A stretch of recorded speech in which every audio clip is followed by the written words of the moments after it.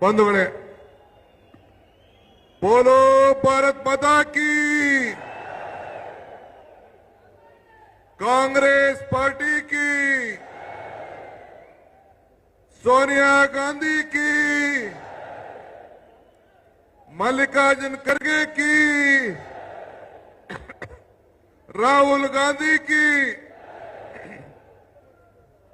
सिद्धरामैया की,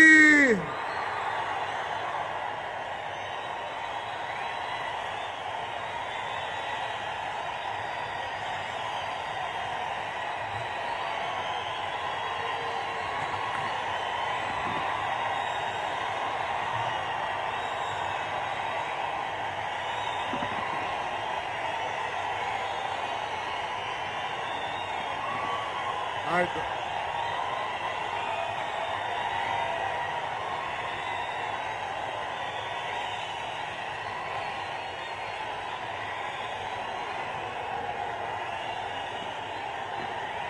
ಆಯ್ತು.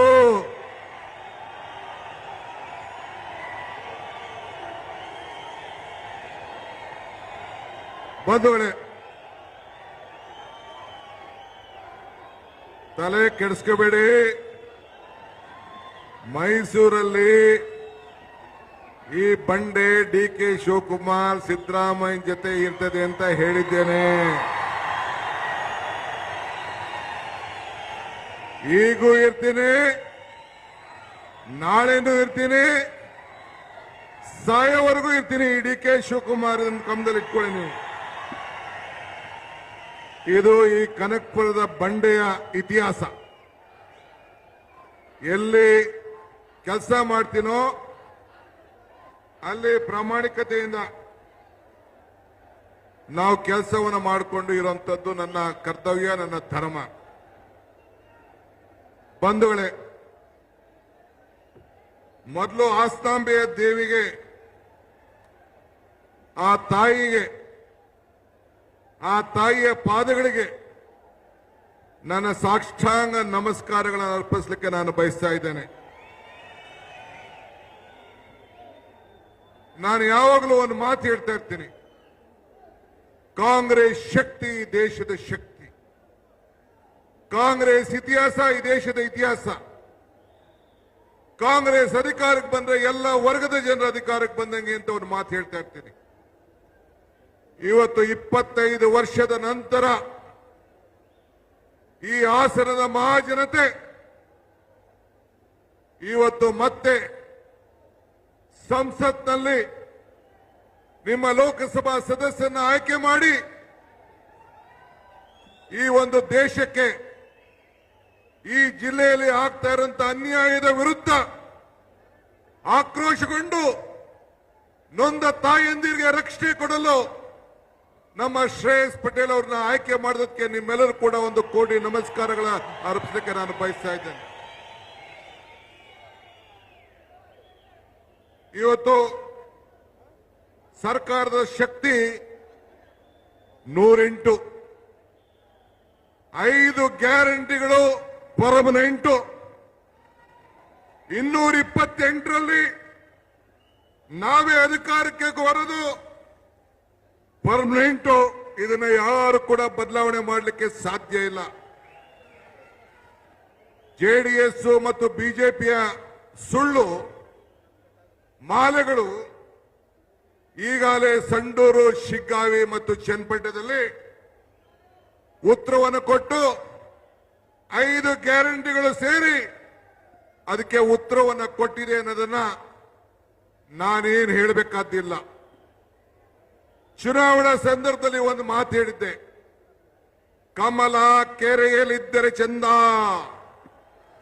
ತೆನೆ ಹೊಲದಲ್ಲಿದ್ದರೆ ಚಂದ, ಈ ದಾನ ಧರ್ಮ ಮಾಡುವ ಕೈ ಅಧಿಕಾರದಲ್ಲಿದ್ದರೆ ಮಾತ್ರ ಚಂದ ಅಂತ ಹೇಳಿದ್ದೆ. ಈ ದಾನ ಧರ್ಮ ಮಾಡುವ ಕೈ ಅಧಿಕಾರದಲ್ಲಿದ್ದಕ್ಕೆ ಇವತ್ತು ಬಡವರ ಕಲ್ಯಾಣಕ್ಕೋಸ್ಕರ, ಬಡವರಿಗೆ ಶಕ್ತಿ ತುಂಬಿ, ಆರ್ಥಿಕವಾದಂತ ಶಕ್ತಿ ತುಂಬಿ, ಬೆಲೆ ಏರಿಕೆಯಿಂದ ತತ್ತರಿಸಿದ್ದಂತ ಸಮಾಜಕ್ಕೆ ಧೈರ್ಯವನ್ನು ಕೊಟ್ಟು ಇವತ್ತು ಜನರ ಕಲ್ಯಾಣ ಸಂಕಲ್ಪವನ್ನು ಮಾಡಿ ನಮ್ಮ ಸ್ವಾಭಿಮಾನಿ ಸ್ನೇಹಿತರುಗಳು ನಾವೆಲ್ಲ ಸೇರಿ ಈ ರಾಜ್ಯಕ್ಕೆ ಒಂದು ಸಂದೇಶವನ್ನು ಕೊಟ್ಟು ರಾಮನಗರದಲ್ಲಿಗೆ 4 ಗೆದ್ದಿದ್ದೇವೆ. ಮಂಡ್ಯದಲ್ಲಿ 7 ಸೀಟ್ ಗೆದ್ದಿದ್ದೇವೆ, 6 ಸೀಟ್ ಗೆದ್ದಿದ್ದೇವೆ. ಮೈಸೂರಲ್ಲಿ ಗೆದ್ದಿದ್ದೇವೆ, ಚಾಮರಾಜನಗರದಲ್ಲಿ ಗೆದ್ದಿದ್ದೇವೆ, ಕೊಡಗಿನಲ್ಲೂ ಗೆದ್ದಿದ್ದೇವೆ, ಚಿಕ್ಕಮಗಳೂರಲ್ಲೂ ಗೆದ್ದಿದ್ದೇವೆ. ಮುಂದಕ್ಕೆ ಹಾಸನದಲ್ಲೂ ಗೆಲ್ತೀವಿ ಅನ್ನೋ ಒಂದು ಆತ್ಮವಿಶ್ವಾಸದಿಂದ ಇವತ್ತು ನಾವಿಲ್ಲಿಗೆ ಬಂದಿದ್ದೇವೆ. ಇದಕ್ಕೆ ನೀವು ಸಹಕಾರ ಕೊಡಬೇಕು. ನಮಗೆ ಈ ಹಾಸನದ ಇತಿಹಾಸ ನೋಡಿದ್ರೆ ನನಗೆ ಬಹಳ ನೋವಾಗ್ತದೆ. ಕ್ಷಮಿಸಬೇಕು. ಅನೇಕ ರಾಜಕಾರಣಿಗಳು ಅನೇಕ ಕುಟುಂಬಗಳಿಗೆ ಇವತ್ತು ನೋವನ್ನು ತಂದಿದ್ದಾರೆ. ಹೆಣ್ಣು ಮಕ್ಕಳ ಗೋಳು ಆ ತಾಯಿಯ ಹಸ್ತಾಂಬೆ ರಕ್ಷಣೆ ಮಾಡಲಿ ಅಂತ ಹೇಳಿ ನಾನು ಆ ತಾಯಿಯಲ್ಲಿ ನಿಮ್ಮೆಲ್ಲರ ಪರವಾಗಿ ನಾನು ಪ್ರಾರ್ಥನೆ ಮಾಡ್ತಾ ಇದ್ದೇನೆ. ಆ ತಾಯಂದಿರ ಸ್ವಾಭಿಮಾನ ಉಳಿಸಬೇಕು ಅಂತಾನೆ ಇಲ್ಲಿ ಸ್ವಾಭಿಮಾನ ಸಮಾವೇಶವನ್ನ ನಾವಿಲ್ಲಿ ಹಮ್ಮಿಕೊಂಡಿದ್ದೇವೆ. ಇದನ್ನು ತಾವೆಲ್ಲ ಗಮನದಲ್ಲಿ ಇಟ್ಕೊಳ್ಬೇಕು. ನಾನು ಇದ್ರ ಬಗ್ಗೆ ಹೆಚ್ಚಿಗೆ ಮಾತಾಡೋಕೆ ನಾನು ಹೋಗೋದಿಲ್ಲ. ತಮ್ಗೆ ಹೇಳದಿಷ್ಟೇ, ಇದು ಹಾಸನದ ದೊಡ್ಡ ಇತಿಹಾಸ. ಎಲ್ಲ ಮಾಧ್ಯಮದಲ್ಲೆಲ್ಲ ಗೌಡ್ರುಗಳ ನಾಡಿನಲ್ಲಿ ಇವತ್ತು ಹೋಗಿ ಕಾಳೆ ಆಗ್ತಾ ಇದೆ ಅಂತೇಳಿ ಮಾಧ್ಯಮದವರು ಬರೆದಿದ್ದಾರೆ. ನಾನು ಎಲ್ಲ ಮಾಧ್ಯಮದ ಸ್ನೇಹಿತರುಗಳ ಕೇಳಲಿಕ್ಕೆ ನಾನು ಬಯಸ್ತಾ ಇದ್ದೇನೆ. ನಿಜ, ಈ ದೇಶದಲ್ಲಿ ಕಾಂಗ್ರೆಸ್ ಪಕ್ಷ ಬೆಂಬಲಿಸಿ ಮಾನ್ಯ ಶ್ರೀ ದೇವೇಗೌಡರಿಗೆ ಈ ದೇಶದ ಪ್ರಧಾನಮಂತ್ರಿ ಮಾಡ, ಈ ದೇಶದಲ್ಲಿ ಬಿಜೆಪಿ ಬೆಂಬಲಿಸಿ ಕುಮಾರಸ್ವಾಮಿ ಅವರಿಗೆ 20 ತಿಂಗಳ ಕಾಲ ಮುಖ್ಯಮಂತ್ರಿಯನ್ನು ಮಾಡ, ನಾವು ಬಿಜೆಪಿನ ದೂರ ಇಡಬೇಕು ಅಂತೇಳಿ 14 ತಿಂಗಳ ಕಾಲ ಕುಮಾರಸ್ವಾಮಿ ಅವರನ್ನ ಈ ರಾಜ್ಯದ ಮುಖ್ಯಮಂತ್ರಿಯಾಗಿ ಕಾಂಗ್ರೆಸ್ ಪಕ್ಷ ಕೂಡ ಮಾಡ. ಆದರೆ ಒಂದು ಈ ಸಂದರ್ಭದಲ್ಲಿ ಚನ್ನಪಟ್ಟಣ ಎಲೆಕ್ಷನ್ ಅಲ್ಲಿ ಮತ್ತು ಶಿಗ್ಗಾವಿ ಎಲೆಕ್ಷನ್ ಅಲ್ಲಿ ಕೆಲವು ಪ್ರಶ್ನೆಗಳನ್ನ ಜನರ ಮುಂದೆ ನಾವಿಟ್ಟಿದ್ದೆವು. ಏನಿಟ್ಟಿದ್ದು ಅಂತಂದ್ರೆ, ನೋಡಿ, ದೇವರಾಜ ಅರಸು ಕಾಲ ಇತ್ತು, ಕಾಂಗ್ರೆಸ್ ಸರ್ಕಾರ ಇದ್ದಾಗ ಉಳೂನ್ಗೆ ಭೂಮಿ ಅಂತ ತಂದಿದ್ದು, ಅದು ಒಂದು ಗ್ಯಾರಂಟಿಯ ಯೋಜನೆ. ಇಂದಿರಾ ಗಾಂಧಿ ಅವರ ಕಾಲ ಇತ್ತು, 20 ಅಂಶದ ಕಾರ್ಯಕ್ರಮವನ್ನು ತಂದು ಬ್ಯಾಂಕಿನ ರಾಷ್ಟ್ರೀಕರಣ ಕಾರ್ಯಕ್ರಮ ಅಂತ ಇತ್ತು, ಪೆನ್ಷನ್ ಇತ್ತು, ಅಂಗನವಾಡಿ ಅಂತ ಇತ್ತು. ಅವೆಲ್ಲ ಕಾಂಗ್ರೆಸ್ ಗ್ಯಾರಂಟಿಯ ಕಾರ್ಯಕ್ರಮ ಅಂತ ಹೇಳಿ ತಂದು. ಮನಮೋಹನ್ ಸಿಂಗ್ ರವರ ಕಾಲ, ರಾಜೀವ್ ಗಾಂಧಿಯವರ ಕಾಲ, ಆಗ ಏನು ಒಂದು ತಂತ್ರಜ್ಞಾನ ಏನು ನಡೀತಾ ಇದೆ, ಅದೆಲ್ಲಕ್ಕೂ ಕೂಡ ಒಂದು ದೊಡ್ಡ ಶಕ್ತಿಯನ್ನು ಕೊಟ್ಟು ನಿಮ್ಮೆಲ್ಲರ ಕೈಯಲ್ಲಿ ಮೊಬೈಲ್ಗಳನ್ನ ಕೊಟ್ಟು ಒಂದು ಕ್ರಾಂತಿಯನ್ನ, ಇವತ್ತು ಹೊಸ ಕ್ರಾಂತಿಯನ್ನ ಪ್ರಾರಂಭ ತಂದು ಇದು ಜನರ ಕಲ್ಯಾಣಕ್ಕೆ ಹೊಸ ಗ್ಯಾರಂಟಿಯನ್ನು ತಂದು. ಮನಮೋಹನ್ ಸಿಂಗ್ ಅವರ ಕಾಲದಲ್ಲಿ, ಸೋನಿಯಾ ಗಾಂಧಿ ಅವರ ನಾಯಕತ್ವದಲ್ಲಿ ಇವತ್ತು ಆಹಾರ ಬದ್ಧತೆ ಕಾಯ್ದೆ ತೆಗೆದುಕೊಂಡು ಬಂದು, ವಿದ್ಯಾ ಕ್ಷೇತ್ರದಲ್ಲಿ ಎಲ್ಲರಿಗೂ ಕೂಡ ವಿದ್ಯೆಯನ್ನು ಕೊಡಬೇಕು ಅಂತೇಳಿ ಕಾಯ್ದೆಯನ್ನು ತೆಗೆದುಕೊಂಡು ಬಂದು, ಆಹಾರ ಬದ್ಧತೆ ಕಾಯ್ದೆ, ವಿದ್ಯಾ ಕ್ಷೇತ್ರದಲ್ಲಿ ಕಾಯ್ದೆ, ಎಲ್ಲರಿಗೂ ವಿದ್ಯಾ ಹಕ್ಕು ಮತ್ತು ಇವತ್ತು ಉದ್ಯೋಗ ಖಾತ್ರಿ ಯೋಜನೆಯನ್ನು ತೆಗೆದುಕೊಂಡು ಬಂದು ಉದ್ಯೋಗ ಗ್ಯಾರಂಟಿ ಯೋಜನೆ ತೆಗೆದುಕೊಂಡು ಬಂದು. ಇದು ಕಾಂಗ್ರೆಸ್ ಪಕ್ಷದ ಗ್ಯಾರಂಟಿ, ಆಗಿನ ಕಾಲದ ಗ್ಯಾರಂಟಿ. ಮೊನ್ನೆ ಮುಖ್ಯಮಂತ್ರಿಗಳಂತ ಸಿದ್ದರಾಮಯ್ಯನವರು ಬಸವಣ್ಣ ಹುಟ್ಟಿದ ದಿನ ಅಧಿಕಾರವನ್ನು ತೆಗೆದುಕೊಂಡು 2013ರಲ್ಲಿ ತೆಗೆದುಕೊಂಡಂತ ಮೊದಲನೇ ದಿನ ಆಹಾರ ಬದ್ಧತೆ ಕಾಯ್ದೆಯನ್ನು ಗಮನದಲ್ಲಿಟ್ಟುಕೊಂಡು ಎಲ್ಲರಿಗೂ ಕೂಡ ಅನ್ನ ಭಾಗ್ಯವನ್ನ ಕೊಟ್ಟದ್ದನ್ನ ಯಾರು ಕೂಡ ಮರೆಯಲಿಕ್ಕೆ ಸಾಧ್ಯ ಇಲ್ಲ. ಅದಾದ್ಮೇಲೆ ಕ್ಷೀರ ಭಾಗ್ಯ ರೈತರಿಗೋಸ್ಕರ ಯಶಸ್ವಿನಿ, ಹಿಂಗೆ 10 ಕಾರ್ಯಕ್ರಮಗಳು ಕೊಟ್ಟು ಭಾಗ್ಯಗಳ ಸರ್ದಾರ ಅಂತೇಳಿ ಅನ್ಸ್ಕೊಂಡ್ರು. ಎಸ್.ಎಂ. ಕೃಷ್ಣರವರು ಮುಖ್ಯಮಂತ್ರಿ ಆಗಿದ್ರು ಕಾಂಗ್ರೆಸ್ನಿಂದ, ವೀರಪ್ಪ ಮೊಯ್ಲಿ ಮುಖ್ಯಮಂತ್ರಿ ಆಗಿದ್ರು, ಸಿಟಿ ತೆಗೆದುಕೊಂಡು ಬಂದ್ರು. ಎಸ್.ಎಂ. ಕೃಷ್ಣ ಬಿಸಿ ಊಟ ತಂದ್ರು, ಶ್ರೀಶಕ್ತಿ ಸಂಘಗಳನ್ನ ತಂದ್ರು, ಐಟಿ-ಬಿಟಿ ಕ್ಷೇತ್ರಕ್ಕೆ ಬೆಂಗಳೂರನ್ನ ಅಂತಾರಾಷ್ಟ್ರೀಯ ಮಟ್ಟಕ್ಕೆ ತೆಗೆದುಕೊಂಡು ಬಂದ್ರು. ಇದೆಲ್ಲ ಸಾಧನೆಗಳು. ಅದಾದ್ಮೇಲೆ ಸಿದ್ದರಾಮಯ್ಯನವರ ಮುಖಂಡತ್ವ, ನನ್ನ ಅಧ್ಯಕ್ಷತೆಯಲ್ಲಿ ಕಾಂಗ್ರೆಸ್ ಸರ್ಕಾರ ಬಂತು. ಈ 5 ಗ್ಯಾರಂಟಿಗಳನ್ನು ತಂದು ಕೊಟ್ಟಿದ್ದೇವೆ. ನಾನು ಕುಮಾರಸ್ವಾಮಿ ಅವರೇ, ಗೌರವಾನ್ವಿತ ದೇವೇಗೌಡ್ರೆ, ಕಣ್ಣೀರು ಹಾಕ್ತಿದ್ರಿ ಬಂದು ಚನ್ನಪಟ್ಟಣಕ್ಕೆ. ಎಲೆಕ್ಷನ್ ಟೈಮಲ್ಲಿ ಕಣ್ಣೀರು ಹಾಕ್ತಿದ್ರಿ. ನಾನು ನಿಮ್ಮ ಸಾಕ್ಷಿ ಗುಡ್ಡೆ ಏನು ಅಂತ ಕೇಳಕ್ಕೆ, ನಿಮ್ಮ ದೇವೇಗೌಡರ ಸಾಕ್ಷಿ ಗುಡ್ಡೆ ಈ ಹಾಸನದಲ್ಲಿ ಈ ರಾಜ್ಯದಲ್ಲಿ ಏನು ಅಂತ ಕೇಳಲಿಕ್ಕೆ ನಾನೇನು ಅಂತ ನಿಮ್ಗೆ ಬಯಸ್ತಾ ಇದ್ದೀನಿ. ಅದಕ್ಕೆ ತಾವು ಉತ್ತರ ಕೊಡಬೇಕು ಅಂತ ನಾನು ಒತ್ತಾಯ ಮಾಡ್ತಾ ಇದ್ದೀನಿ. ನಾನು ಬೇರೆ ನಿಮ್ಮ ಸಂಸತ್ ಸದಸ್ಯರ ಬಗ್ಗೆ, ಮಾಜಿ ಸಂಸದರ ಬಗ್ಗೆ ನಾನು ಮಾತಾಡೋದಿಲ್ಲ. ಆ ಸಾಕ್ಷಿ ಗುಡ್ಡೆ ಬಗ್ಗೆ ನಾನು ಚರ್ಚೆ ಮಾಡಕ್ ಹೋಗುದಿಲ್ಲ, ಅಸಹ್ಯ ಆಗ್ತದೆ. ಆದ್ರೆ ನೀವು ಮಾಡಿದಂತ ಸಾಧನೆ ಗ್ಯಾರಂಟಿ ಏನು, ಅದಕ್ಕೆ ಇವತ್ತು ಈ ಜನ ಕಲ್ಯಾಣ ಕಾರ್ಯಕ್ರಮದಲ್ಲಿ, ಜನ ಕಲ್ಯಾಣ ಸಮಾವೇಶದಲ್ಲಿ ನಮ್ಮ ಕಾಂಗ್ರೆಸ್ ಪಕ್ಷದ ಇತಿಹಾಸ, ಕಾಂಗ್ರೆಸ್ ಪಕ್ಷದ ಶಕ್ತಿ, ಕಾಂಗ್ರೆಸ್ ಪಕ್ಷದ ಕಾರ್ಯಕ್ರಮ, ಇದನ್ನ ತಮ್ಮೆಲ್ಲರೂ ಕೂಡ ಚರ್ಚೆ ಮಾಡಲಿಕ್ಕೆ ನಾವೆಲ್ಲ ಇಲ್ಲಿಗೆ ಬಂದಿದ್ದೇವೆ. ಇವತ್ತು ಈ ದೇಶದಲ್ಲಿ ಇವತ್ತು ತಾವೆಲ್ಲ ಗಮನಿಸಿದ್ದೀರಿ, ನಾವು ಬದುಕಿನ ಮೇಲೆ ರಾಜಕಾರಣವನ್ನು ನಾವು ಮಾಡ್ತಾ ಇದ್ದೇವೆ. ನಾವು ಯಾವತ್ತೂ ಕೂಡ ಭಾವನೆ ಮೇಲೆ ನಾವು ರಾಜಕಾರಣ ಮಾಡುವುದಿಲ್ಲ, ಭಾವನೆ ಮೇಲೆ ರಾಜಕಾರಣ ಮಾಡುವುದಿಲ್ಲ, ಧರ್ಮಗಳ ಮೇಲೆ ರಾಜಕಾರಣ ಮಾಡುವುದಿಲ್ಲ. ನಿಮ್ಮೆಲ್ಲರ ಬದುಕಿನ ಮೇಲೆ ನಾವು ರಾಜಕಾರಣ ಮಾಡ್ತೇವೆ.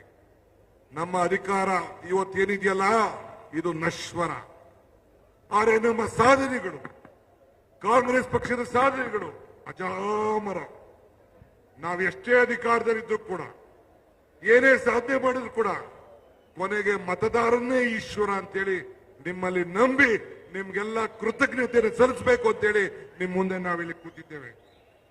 ಇದು ಜನ ಕಲ್ಯಾಣ, ಕೇವಲ ಜನ ಕಲ್ಯಾಣದ ಸಮಾವೇಶ ಮಾತ್ರ ಅಲ್ಲ, ಇದು ಗ್ಯಾರಂಟಿಗಳ ಗೆಲುವಿನ ನಂಬಿಕೆಯ ಸಮಾವೇಶ ಅಂತ ಹೇಳಲಿಕ್ಕೆ ನನಗೆ ಬಹಳ ಸಂತೋಷ ಆಗ್ತದೆ. ಆದ್ರಿಂದ ತಮ್ಮ ನಾನು ಕೇಳೋದಿಷ್ಟೇ, ಇವತ್ತು ಬಿಜೆಪಿಯ ನಮ್ಮ ವಿರೋಧ ಪಕ್ಷದ ನಾಯಕ, ಬಿಜೆಪಿಯ ವಿರೋಧ ಪಕ್ಷದ ನಾಯಕರು, ಅಧ್ಯಕ್ಷರು ನಮ್ಮ ವಿಜೇಂದ್ರ ಇಬ್ರು ಸೇರಿ ನಿಮ್ಮ ಕುತಂತ್ರ ಅವರಿಬ್ರಿಗೆ ಹೇಳಲಿಕ್ಕೆ ನಾನು ಬಯಸ್ತಾ ಇದ್ದೇನೆ. ನಿಮ್ಮ ತಂತ್ರ ಕುತಂತ್ರ ನಡೆಯಲಿಲ್ಲ. ನಿಮ್ಮ ಕುತಂತ್ರಕ್ಕೆ ಕಾಂಗ್ರೆಸ್ ಜನತಂತ್ರ, ಜನಶಕ್ತಿ ಈಗಾಗಲೇ ಉತ್ತರವನ್ನ ಕೊಟ್ಟಿದೆ.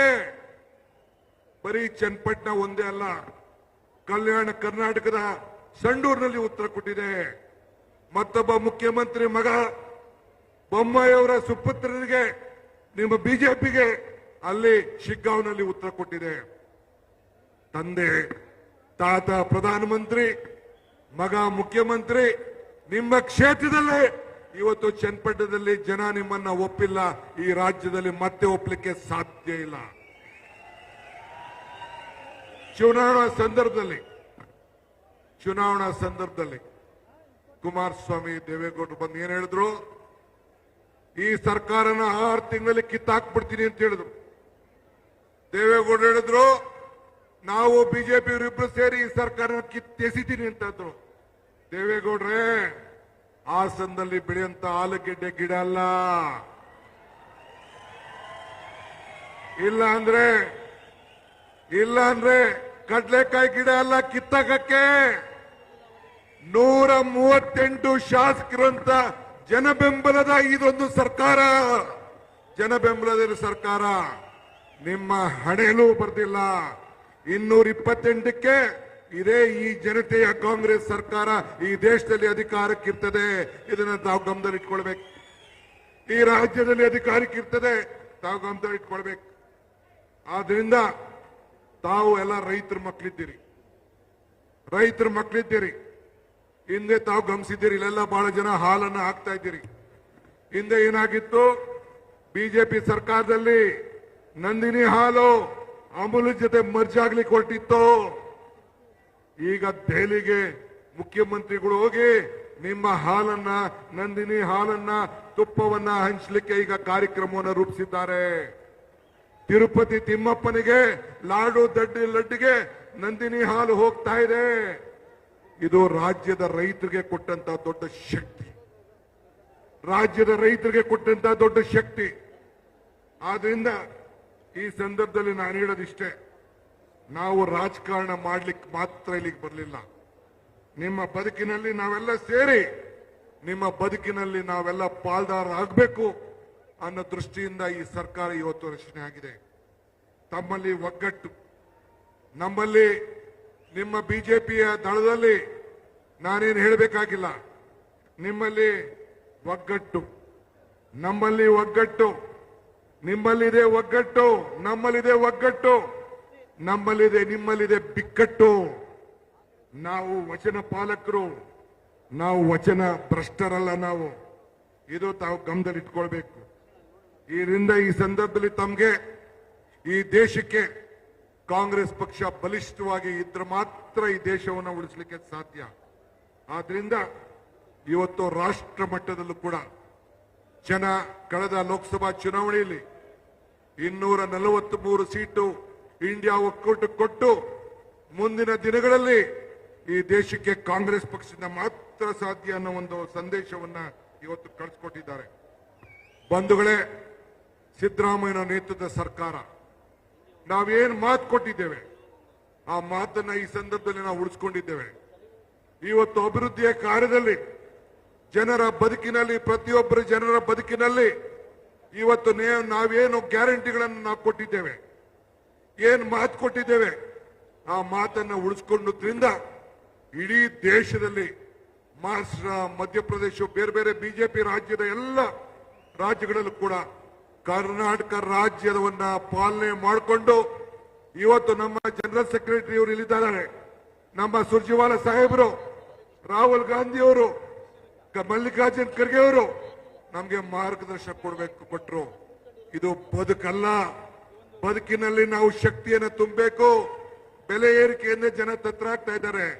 ಇವತ್ತು ನೀವು 5 ಗ್ಯಾರಂಟಿಗಳನ್ನ ಕೊಡಬೇಕು ಅಂತೇಳಿ ನಮ್ಗೆ ಆದೇಶವನ್ನು ಕೊಟ್ಟದ್ರಿಂದ ಇವತ್ತು ನಾವು ನುಡಿದಂತ ನಡೆದಿದ್ದೇವೆ. ಬಸವಣ್ಣನ ನಾಡಿನಲ್ಲಿ ನಾವಿದ್ದೇವೆ. ಇದು ನಮ್ಮೆಲ್ಲರ ಶಕ್ತಿ. ಆದ್ರಿಂದ ತಮಗೆ ನಾನು ಕೇಳ್ಕೊಳ್ಳೋದಿಷ್ಟೇ, ಯಾವುದೇ ಕಾರ್ಯಕ್ರಮ ಕಾಂಗ್ರೆಸ್ ಸರ್ಕಾರ ಕೊಟ್ಟಾಗ ಇವತ್ತು ನಾವೆಲ್ಲ ಕೂಡ ಉಳಿಸ್ಕೊಂಡು ನಾವು ಬಂದಿದ್ದೇವೆ. ಇಂದಿರಾ ಗಾಂಧಿಯವರ ಕಾಲದಿಂದ ಹಿಡಿದು ದೇಶದಲ್ಲಿ ರಾಜೀವ್ ಗಾಂಧಿಯವರ ಕಾಲ, ಮನಮೋಹನ್ ಸಿಂಗ್ ಕಾಲ, ಎಲ್ಲ ಕಾಲದಲ್ಲೂ ಕೂಡ ಯಾವುದೇ ಕಾರ್ಯಕ್ರಮ ಕೊಟ್ಟು ಶಾಸನಬದ್ಧ ಕಾರ್ಯಕ್ರಮಗಳನ್ನು ಕೊಟ್ಕೊಂಡು ಬಂದಿದ್ದೇವೆ. ಇವತ್ತು ಬಾಬಾ ಸಾಹೇಬ್ ಅಂಬೇಡ್ಕರ್ ನಮ್ಮ ದೊಡ್ಡ ಶಕ್ತಿ. ನಾನು ಮೊನ್ನೆ ಒಂದು ಮಾತು ಹೇಳಿದೆ, ನಮ್ಮ ಸಂವಿಧಾನದ ದಿನದ ಆಚರಣೆಯಲ್ಲಿ ಇವತ್ತು ಎಷ್ಟೋ ವಿಗ್ರಹಗಳನ್ನು ನೋಡ್ತಾ ಇದ್ದೇವೆ, ಎಷ್ಟೋ ಶಿಲೆಗಳನ್ನು ನೋಡ್ತಾ ಇದ್ದೇವೆ. ಆದರೆ ಕಾಶ್ಮೀರಿಂದ ಕನ್ಯಾಕುಮಾರಿವರೆಗೂ ಬಾಬಾ ಸಾಹೇಬ್ ಅಂಬೇಡ್ಕರ್ ಅವರು ಇಷ್ಟಿರುವಷ್ಟು ವಿಗ್ರಹಗಳು, ಮೂರ್ತಿಗಳು ಬೇರೆ ಯಾವುದೂ ಇಲ್ಲ. ಇದೊಂದು ಇತಿಹಾಸ ಪುಟಕ್ಕೆ ನಾವೆಲ್ಲ ಸೇರ್ಬೇಕಾಗಿದೆ. ಅವರ ಸಂವಿಧಾನವನ್ನ ನಾವು ರಕ್ಷಣೆ ಮಾಡಬೇಕಾಗಿದೆ. ಕಾಂಗ್ರೆಸ್ ಸರ್ಕಾರ ಕೊಟ್ಟಂತ ಸಂವಿಧಾನವನ್ನ ರಕ್ಷಣೆ ಮಾಡಬೇಕು ಅಂತೇಳಿ.